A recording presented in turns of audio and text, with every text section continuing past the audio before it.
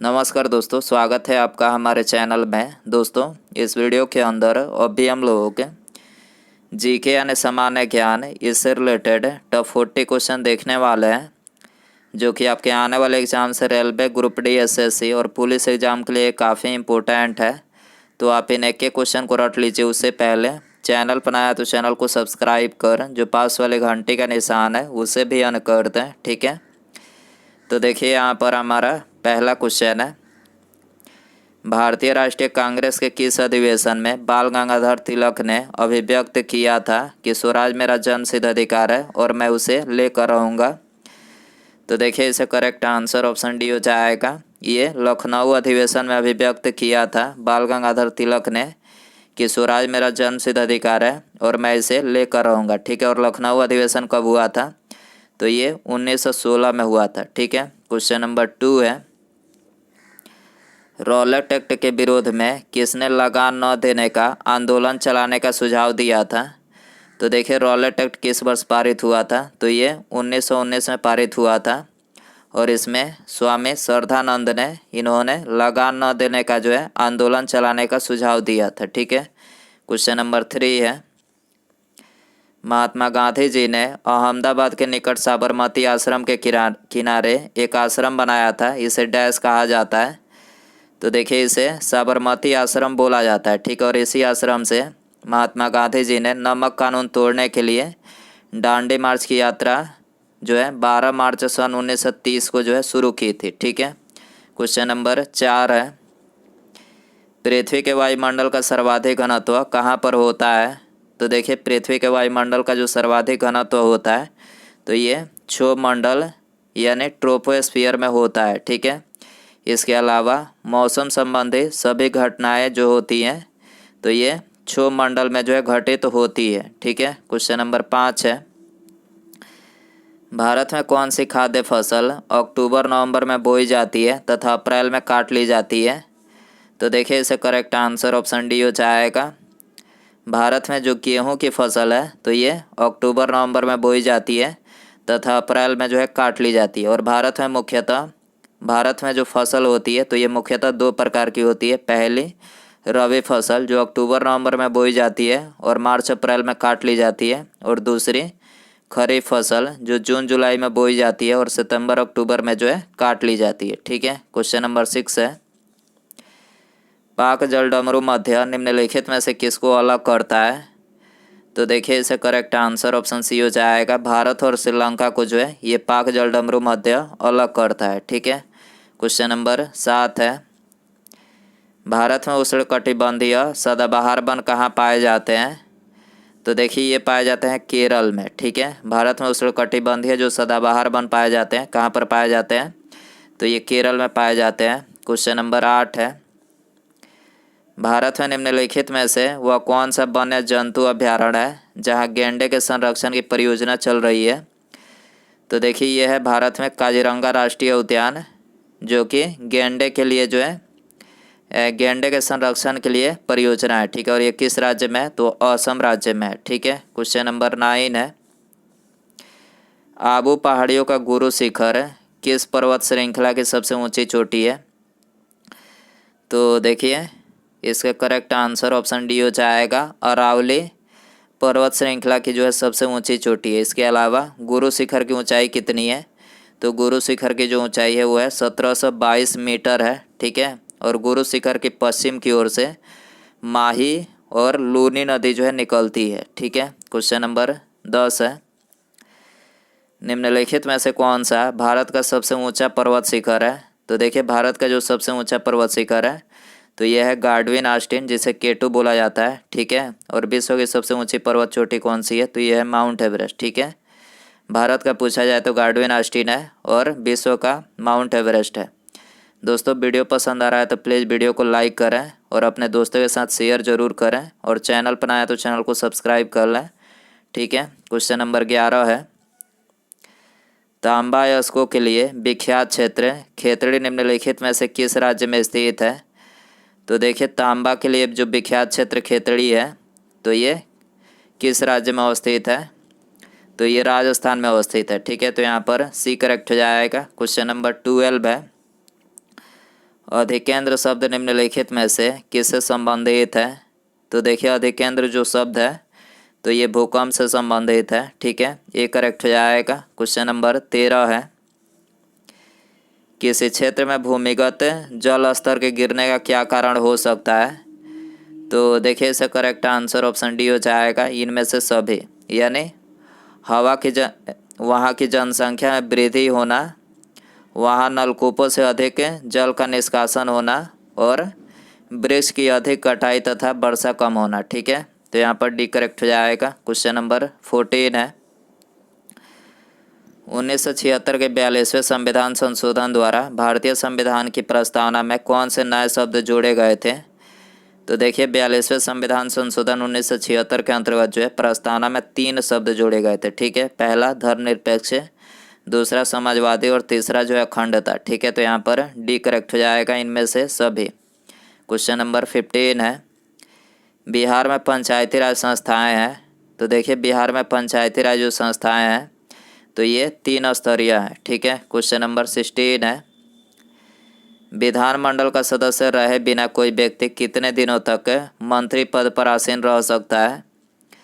तो देखिए विधानमंडल का सदस्य रहे बिना कोई व्यक्ति जो है ये मंत्री पद पर जो है 6 महीने तक जो है आसीन रह सकता है। ठीक है, तो यहाँ पर बी करेक्ट हो जाएगा। क्वेश्चन नंबर 17 है, निम्नलिखित में से कौन सा एक कार्यपालिका का अंग है? चयन करें।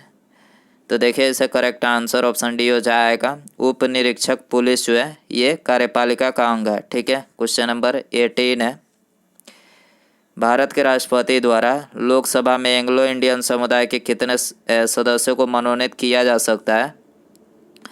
तो देखिए भारत के राष्ट्रपति के द्वारा लोकसभा में एंग्लो इंडियन समुदाय के 2 सदस्यों को जो है मनोनीत किया जा सकता है। ठीक है, इसके अलावा राष्ट्रपति राज्यसभा में 12 सदस्य मनोनीत करते हैं और लोकसभा में 2, टोटल सांसद में जो है 14 सदस्य राष्ट्रपति के द्वारा मनोनीत किया जाता है। ठीक है, क्वेश्चन नंबर 19 है, भारत के किन 2 राज्यों के लिए एक ही उच्च न्यायालय है? तो देखिए इसे करेक्ट आंसर ऑप्शन बी हो जाएगा, हरियाणा और पंजाब राज्य के लिए जो है एक ही उच्च न्यायालय है। ठीक है, क्वेश्चन नंबर 20 है, भारत की संविधान सभा किसके अनुसार गठित की गई? तो देखिए भारत की संविधान सभा जो है ये मंत्रिमंडल या शिष्टमंडल योजना, जिसे कैबिनेट मिशन योजना बोला जाता है, इसके अनुसार जो है गठित की गई थी। ठीक है, यहाँ पर डी करेक्ट हो जाएगा। क्वेश्चन नंबर 21 है, उच्च न्यायालय अथवा सर्वोच्च न्यायालय द्वारा नागरिकों के व्यक्तिगत स्वतंत्रता की रक्षा हेतु जारी समादेश को क्या कहा जाता है? तो देखिए इसको जो है बंदी प्रत्यक्षीकरण बोला जाता है। ठीक है, उच्च न्यायालय अथवा सर्वोच्च न्यायालय द्वारा नागरिकों के व्यक्तिगत स्वतंत्रता की रक्षा हेतु जारी समादेश को क्या कहा जाता है? तो ये बंदी प्रत्यक्षीकरण जो है बोला जाता है। ठीक है, क्वेश्चन नंबर 22 है, राष्ट्रीय विकास परिषद के अध्यक्ष के रूप में कौन कार्य करता है? तो राष्ट्रीय विकास परिषद के अध्यक्ष के रूप में जो है ये प्रधानमंत्री जो है कार्य करते हैं। ठीक है, ये करेक्ट हो जाएगा। इसके अलावा राष्ट्रीय विकास परिषद की स्थापना कब हुई थी? तो 6 अगस्त 1952 को हुई थी। ठीक है, क्वेश्चन नंबर 23 है, कृषि के क्षेत्र में सामान्यतः किस प्रकार की बेरोजगारी पाई जाती है? तो कृषि के क्षेत्र में जो सामान्यतः बेरोजगारी पाई जाती है तो ये छिपी हुई बेरोजगारी पाई जाती है। ठीक है, तो यहाँ पर ये करेक्ट हो जाएगा। क्वेश्चन नंबर 24 है, प्राथमिक स्वास्थ्य की सुविधा प्रदान करना किसका दायित्व बनता है? तो देखिए इसका करेक्ट आंसर ऑप्शन सी हो जाएगा, सरकार का दायित्व बनता है। ठीक है, प्राथमिक स्वास्थ्य की सुविधा प्रदान करना किसका दायित्व बनता है? तो सरकार का जो है दायित्व बनता है। क्वेश्चन नंबर 25 है, भारत में सबसे पहले सूर्य किस राज्य में निकलता है? तो देखिए भारत में सबसे पहले सूर्य जो है ये अरुणाचल प्रदेश में निकलता है। इसे उगता हुआ सूरज के नाम से भी जाना जाता है। ठीक है, क्वेश्चन नंबर 26 है, विश्व स्वास्थ्य संगठन यानी WHO का मुख्यालय किस नगर में स्थित है? तो देखिए WHO का जो मुख्यालय है तो ये जनेवा में स्थित है। ठीक है, WHO की फुल फॉर्म होती है वर्ल्ड हेल्थ ऑर्गेनाइजेशन और इसकी स्थापना कब हुई थी? तो देखिए इसकी स्थापना जो है 7 अप्रैल 1948 को हुई थी। ठीक है, क्वेश्चन नंबर 27 है। नाबार्ड का मुख्य कार्य है, तो देखिए नाबार्ड का जो मुख्य कार्य है तो यह है ग्रामीण शाखा संचालन करना। ठीक है, इसके अलावा नाबार्ड जो है ये कृषि क्षेत्र का सर्वोच्च संगठन है और इसकी स्थापना 12 जुलाई 1982 को हुई थी। ठीक है, नाबार्ड की स्थापना कब हुई थी? 12 जुलाई 1982 को। क्वेश्चन नंबर 28 है। अर्धचालकों का प्रयोग डैश बनाने के लिए किया जाता है, तो देखिए अर्धचालकों का जो प्रयोग किया जाता है तो ये ट्रांजिस्टर बनाने के लिए किया जाता है। ठीक है, ये करेक्ट हो जाएगा। क्वेश्चन नंबर 29 है। भारतीय संविधान का भाग 3 किस विषय से संबंधित है? तो देखिए भारतीय संविधान का भाग 3 जो है ये मौलिक अधिकार से संबंधित है। ठीक है, इसके अलावा भारतीय संविधान का भाग 1 जो है ये नागरिकता से संबंधित है। भाग 9 पंचायती राज से संबंधित है। और राज्य की शक्तियों का विस्तार ये किस भाग में दिया गया है? तो भाग 6 में दिया गया है। ठीक है, क्वेश्चन नंबर 30 है। निम्नलिखित में से कौन से जीव ब्रेड मोल्ड के रूप में भी जाने जाते हैं? तो देखिए इसका करेक्ट आंसर ऑप्शन ए हो जाएगा। राइजोपस कवक जो है ये ब्रेड मोल्ड के रूप में भी जाने जाते हैं। ठीक है, क्वेश्चन नंबर 31 है।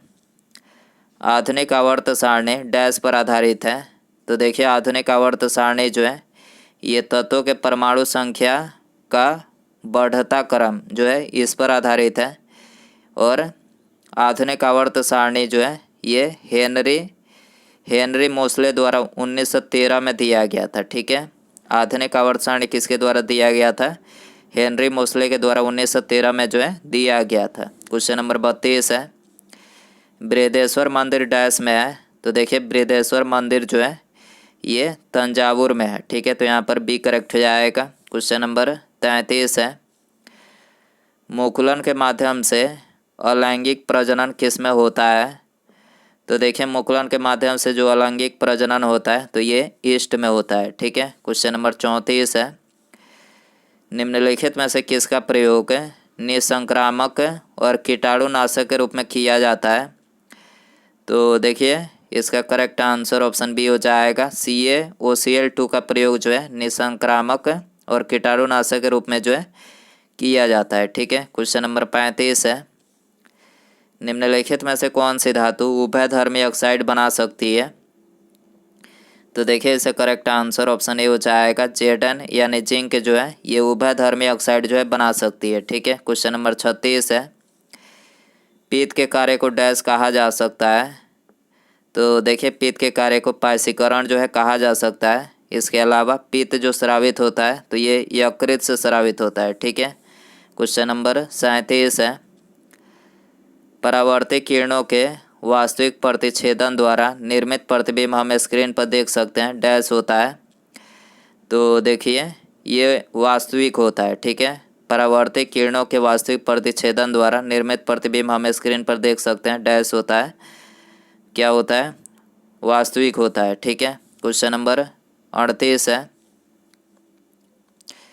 न्यूलैंडस ने डैश का नियम दिया था, तो देखिए न्यूलैंडस ने ये ऑस्टक का नियम दिया था। ठीक है, यहाँ पर बी करेक्ट हो जाएगा। क्वेश्चन नंबर 39 है। पेशी ऊतक कितने प्रकार के होते हैं? तो देखिए जो पेशी ऊतक होते हैं तो ये 3 प्रकार के होते हैं। पहला ऐच्छिक ऊतक, दूसरा अनैच्छिक ऊतक और तीसरा जो है ये हृदय ऊतक, यानी 3 प्रकार के होते हैं। उसके बाद यहाँ पर हमारा अगला क्वेश्चन है। भारत में सबसे पहले आने वाले और सबसे बाद में जाने वाले कौन थे? ऑप्शन है पुर्तगाली, फ्रांसीसी, अंग्रेज या फिर डच। तो दोस्तों आप इसका आंसर जो है कमेंट बॉक्स में ज़रूर बताएं। वीडियो पसंद आए तो वीडियो को लाइक करें, चैनल पर आए तो चैनल को सब्सक्राइब और पास में जो घंटी का निशान है इसे भी ऑन कर दें। ठीक है, मिलते हैं अगले वीडियो में। Thanks for watching.